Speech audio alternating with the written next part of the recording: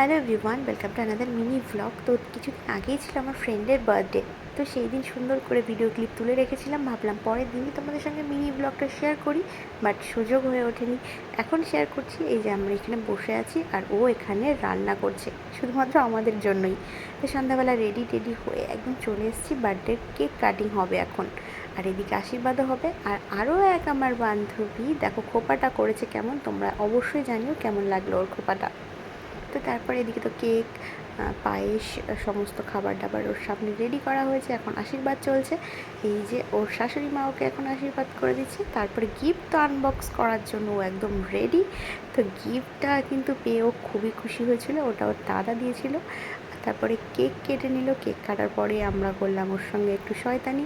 দেন আমরা সবাই মিলে বিগ মিররের সামনে একটু সেলফি রিলস তৈরি করছিলাম, দেন ডিনার করলাম, বাড়ি চলে এলাম। That's it.